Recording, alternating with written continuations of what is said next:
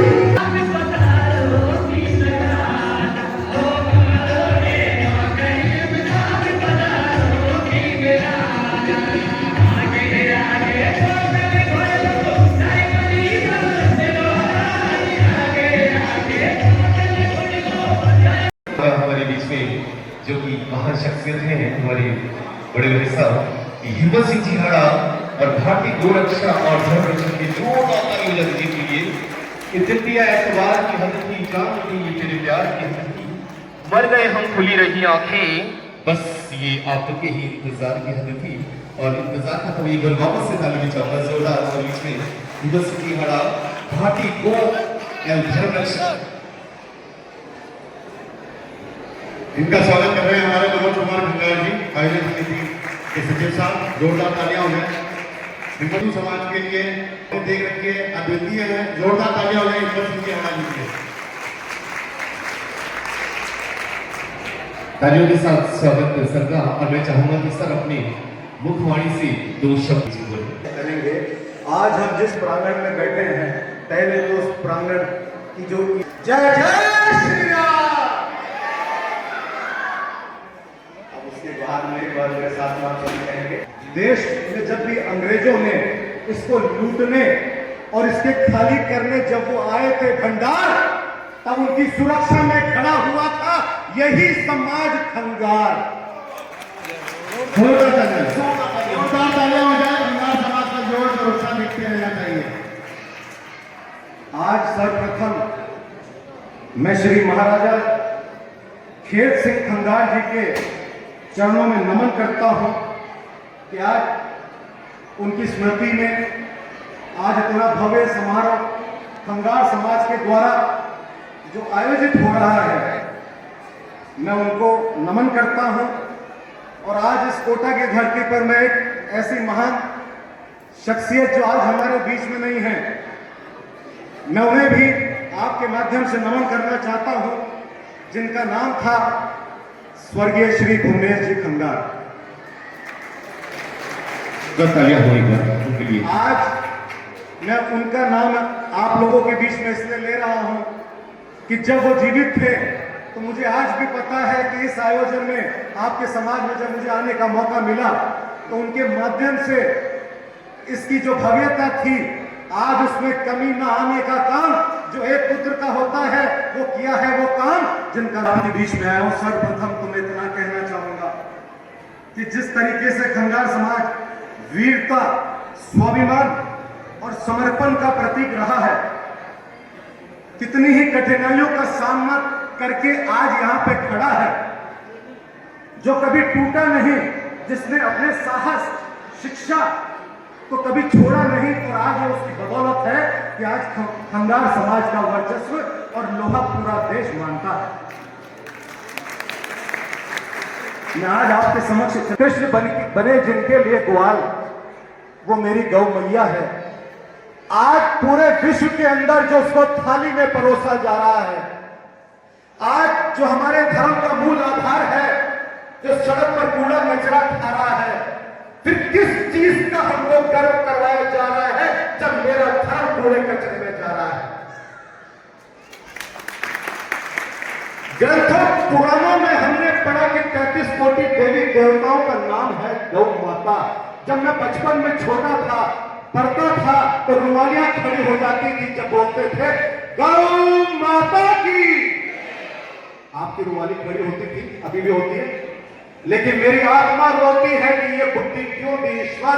क्योंकि जब मैं बड़ा हुआ, घर के बाहर निकलता हूं, कूड़े कचरे में मेरे धर्म को, मेरी मां को खड़ा देखता हूं, तो आत्मा रोती है कि अगर वो मेरी मां है तो वो कचरे कूड़े में खड़ा नहीं हो सकती थी, या तो ग्रंथों में झूठ लिखा है। और अगर वो सत्य है तो भारत का कानून क्यों मजबूर है कि मेरा धर्म कूड़े कचरे तस्करी में जा रहा है?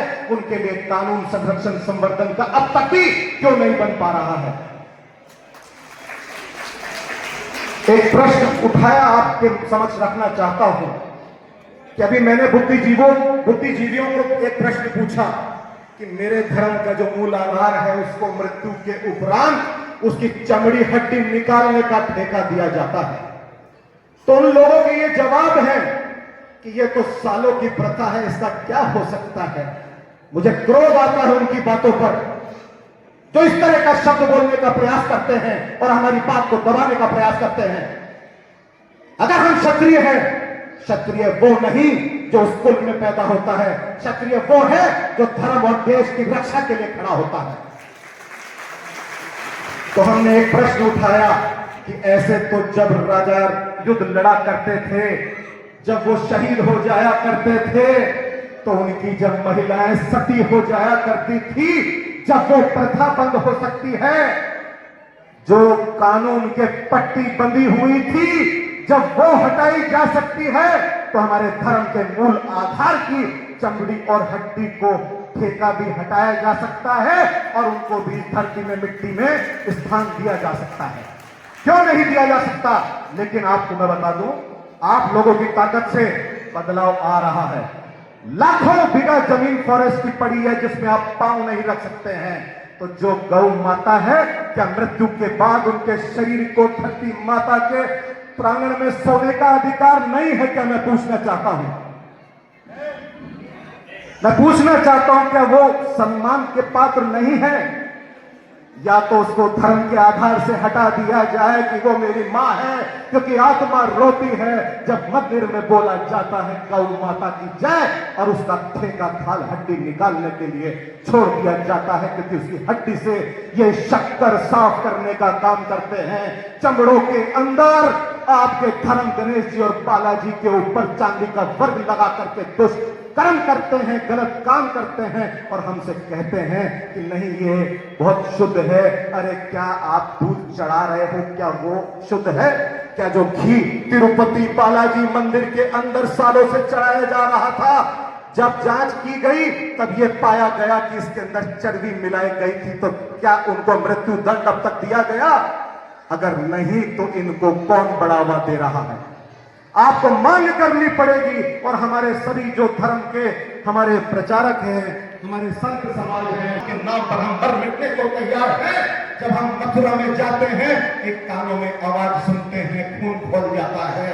आपका भी आज से खोलना चाहिए वो शब्द सुन करके, जब मेरे प्रभु को कोई बोलता है माखन माखन की, मैं वो नाम नहीं लेना चाहता था, जब कम पड़ रहे हैं तुझ जो उनको माखन बोलते हैं। बोलू क्या पूरा? अभी मेरे भाई ने बोला माखन।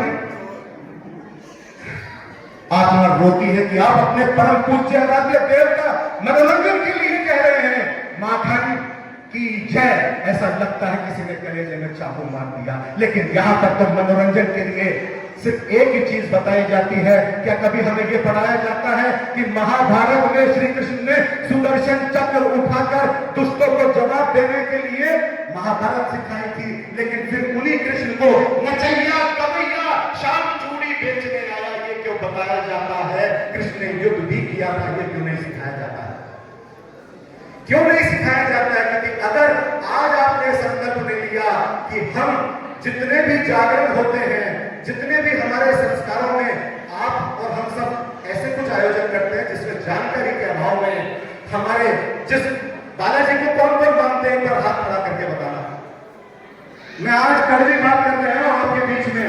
आपकी आत्मा अपने आप से प्रश्न पूछेगी, और हो सके तो आज अपने मंदिर में जाकर के एक बार क्योंकि आप दूसरों को दंड देने के लिए खड़े हो जाते हैं, लेकिन आज मंदिर पे जाकर के वो लोग अपने गाल पर इतना सा जरूर करना, ईश्वर को साक्षी मान करके कि कौन कौन लोगों ने आज तक कलयुग के देवता को जागरणों में, अरे मेरे प्रभु बजरंग बली को नचाया।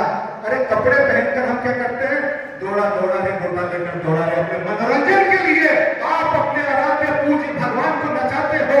अरे नाचना है तो खुद नाचिए, लेकिन अगर अपने आप ईश्वर को नचा करके ताली बजाते हो तो आपसे बड़ा पाप इस धरती पर भारत में अपने धर्म का अपमान करने के लिए किसी ने नहीं किया होगा।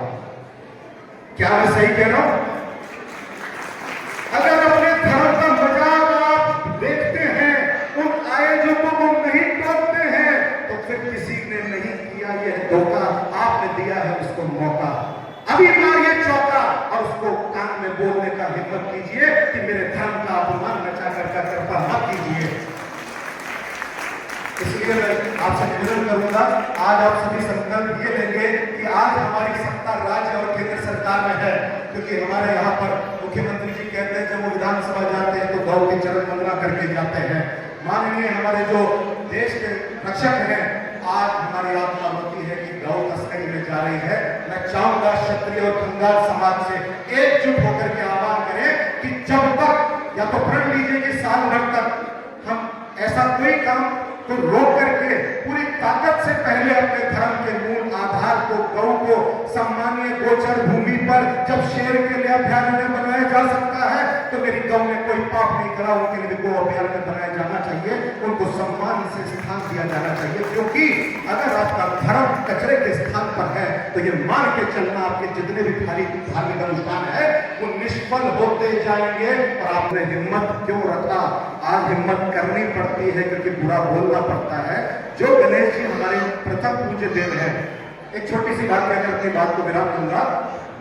भीतरिया कुंड, देश के हर आप तालाब में जाएंगे, आप देखेंगे गणपति बाबा मोरिया अगले वर्ष को जल्दी आ, जबकि हमारे शास्त्रों पुराणों में लिखा है गणेश जी वो देवता है जिनको कभी भी आवाहन करने के बाद सभी देवी देवताओं को विदा किया जाता है, लेकिन गणेश जी के हाथ जोड़ के रिद्धि सिद्धि संग हाथ जोड़ के ये कहा जाता है कि आप यही विराजो, बाकी आप सब पधारो।